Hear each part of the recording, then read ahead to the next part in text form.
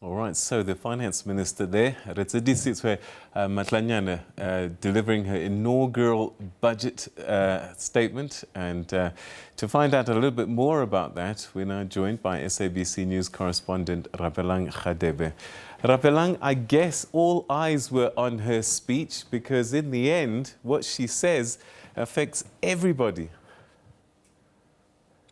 Absolutely, indeed. And I think her coming from the financial sector, having been the leader of the Reserve Bank for this long, she has a full grasp and understanding of the anticipation that Lesotho will be looking up to her to provide some guidance in the midst of such tough times, an era of the pandemic, a totally near collapse financial the purse of the government, and hectic elections from turmoil of inconsistencies and instability. So I think she had a tough one coming, but I think she managed through. All right, I was just about to ask you actually, so great expectations and a new administration. How was the speech received generally from what you've been able to ascertain? You are right, because one of the few speeches that, since one has paid interest and followed keenly, it was absolute quietness. I mean, I think one of the few moments where you have Parliament in total silence, anticipating right to the finish. Once there will be a few hells here and there, but generally paying attention to details, to what exactly she is about to lay before them. And as the inaugural budget presentation, also trying to test, I think, a little bit of her patience and whether she can really manage the heckling that usually takes place inside Parliament. But I think it was so orderly, a bit long, one must say, but I think in every PowerPoint presentations that she came around, there was a little bit of trying to understand, to hear more on what she wants to, how they want to do it. And I think touching some of the issues that are a little bit closer, like fixing of roads, mentioning those roads, the new infrastructure plans that they want to bring, but I think also getting very hard when it comes to controls within the financial system. It was quite, I think, interesting.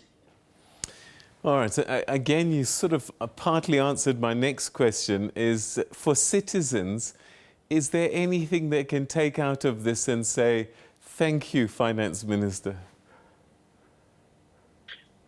Look, I think if you look at even the situation here in South Africa, where the controls illicit financial flows, she came pretty hard and said there has been a long pattern of people misusing or abusing the financial systems, and saying they will be trying to move to the digital platforms.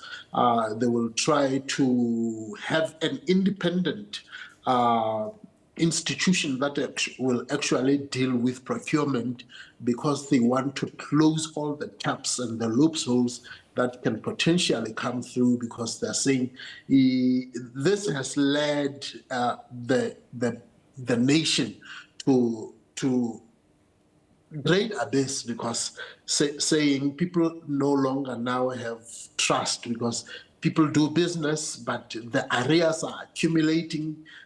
Small business is not getting paid, and the government simply has to now ultimately have to pay arrears of the money that was provided for, that could have been paid, but instead you find that lesser prioritized areas are being paid or are being pushed forward to front, simply because people have personal interests. So I think the closing of that tap, the controls in measure, said it will bring back the credibility to the potential investors who are willing to see the opportunities that are being presented in order to balance the growth going forward. All right. I mean, you know, just like here in South Africa, where businesses have been promised to be paid in 30 days, I guess there's an issue in Lesotho. I believe that some businesses have been shut just because they haven't received payment on time. You're absolutely right. Some as far back as having provided services during COVID and being promised that it will be a priority, it will be given top priority, and 2 years down the line, there's still no explanation. And they were saying they went in and found empty coffers. But I spoke to one of the leader of the opposition and said it's always the first simplest excuse that every administration that comes into power wants to tap on and say the coffers were empty. So they said they need to find a way to pull through. They need to find a way to see a way of how they will actually fulfill the promises that they have made to Lesotho, because you cannot continue blaming that you found the person in disarray. But yes, there has been people that literally had to shut down their businesses and disappointed, lives devastated because they made commitments thinking that they will provide services and be paid as promptly as possible. But alas, some of them up to now still haven't been paid, and with no clear explanation. But she said it's going to be a priority now that the budget estimates and allocations have been made. She would want to prioritize and know exactly what were the complications and get a clean report as to who says has not been paid, what are the reasons, such that every transaction is dealt with. The one that is queried, the owner will know exactly what it is that went wrong. The budget also points to enabling agriculture, and also in a post-COVID-19, tourism also a low-hanging fruit for Lesotho. Indeed. He said Lesotho has been known to be a breadbasket and has been self-sustaining when it comes to agriculture. And you say these are low-hanging fruits. They still have infrastructure that just needs to be revived. There has been areas that they want to tap into new means and methods of farming. And they said these are things that people do not struggle to get into, but if the proper allocations and administrations and resources are allocated, people are willing to tap into this particular industry full force. But also they said tourism has been underplayed, and they have identified a few spots that they say they want to finance them.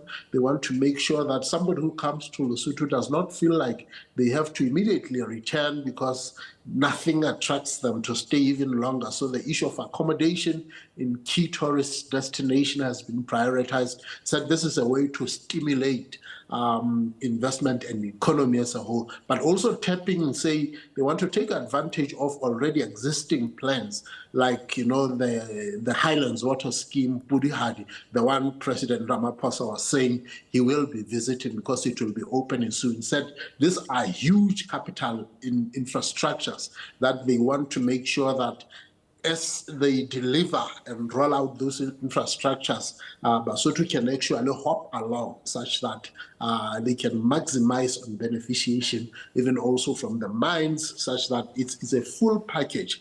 Also tapping onto exploring clean energy.